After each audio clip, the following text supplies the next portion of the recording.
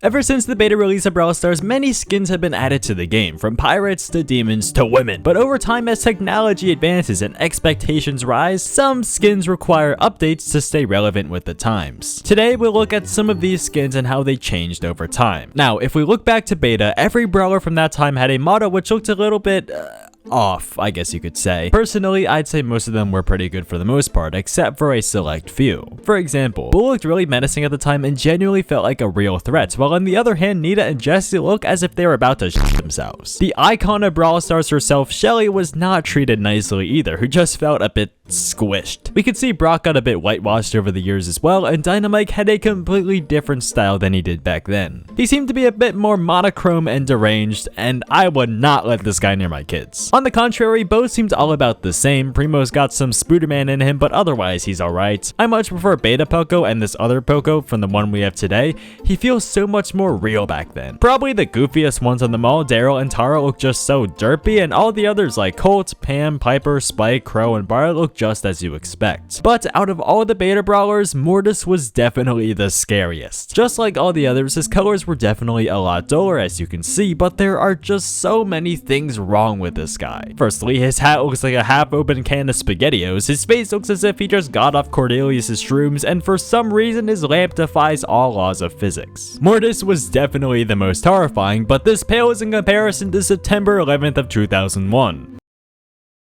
September of 2018, where Supercell decided to completely remove the hat from Mortis and give us no hat Mortis. I'm not too sure what Supercell's intentions were for removing the hat, but in any case, we did get Top Hat Mortis shortly after, making him the only brawler with a free skin upon unlocking. Unless you want to count Shelly and Bandita Shelly, but that doesn't really count. Switching gears, this Ricochet guy may look like a completely new brawler, and you wouldn't be completely wrong. Contrary to the Ricochet we have today, he went through a massive model rework similar to that of Thor. Ricochet gained a couple pounds and became a gumball machine instead of, as I quote, a former pull bot made obsolete by a newer model. It seems like Ricochet predicted his own fate just a few years later. In 2018, upon the global release of Brawl Stars, every brawler got a brand new model which improved on the old ones. These are probably the ones you're accustomed to, but a couple got some more minor changes to them which livened them up a ton. Here are some comparisons. 2018 Jessie looks really good, but a bit dull in comparison to 2024 Jessie, who's lively and bright. 2018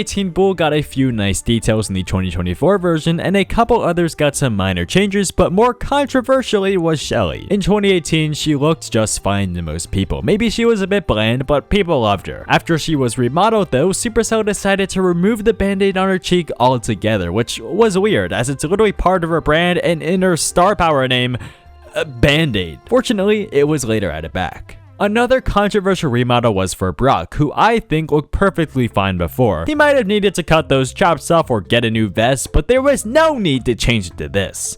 Not only were his chops emphasized even more, but his color scheme was changed to this bright purplish pink and his hair got the flat top. One of the more jarring changes and definitely not the most loved. But what was loved was Penny's. Apart from Dynamite and Brock, no brawler went through a super drastic change from 2017 to today, but Penny did. At first she donned a pretty classic pirate fit with a hat, pants, striped shirt, though in 2022 she was changed completely, getting actual hair as well as a lot more personality injected into her. Definitely the best one on this list in my opinion. But what about skin remodels? With over 600 skins, there's bound to be some changes, right? Well, apart from skins that had to be changed due to the base brawler remodels like Jessie or Penny, quite a few had to change, either because they were too ugly or too outdated. For example, Bandita Shelly's eye patch used to have a skull on it. That's pretty cool. We used to have Iris Tara, which was just a blue version of Tara, incredibly lazy, but later down the road we got Stara, who has constellations all over her body which actually move.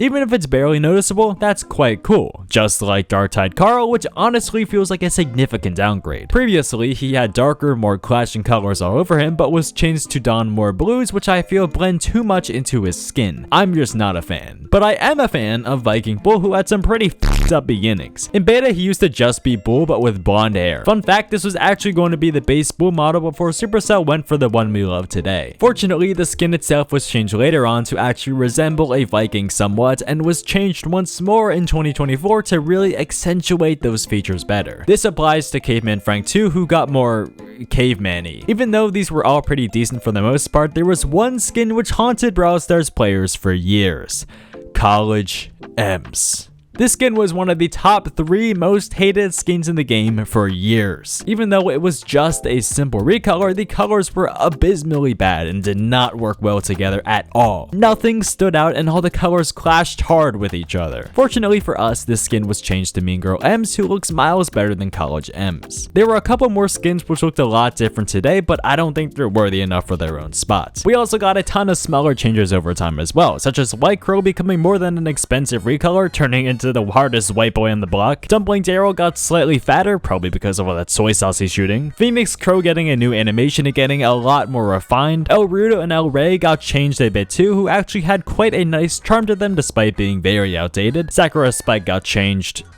barely. Red Nose Nita, despite not changing on the skin itself, got some cool new effects added to her, and Star Shelly got the smallest change, which is nearly unnoticeable, but it's still a change nonetheless. All in all, there hasn't been a ton of massive changes. We got some outliers here and there, but Brawl Stars has been pretty good with staying in style over the years. If you want to see more of them, comment if you want a part 2, and if you enjoyed this video, click here to see how I changed star powers for useless brawlers.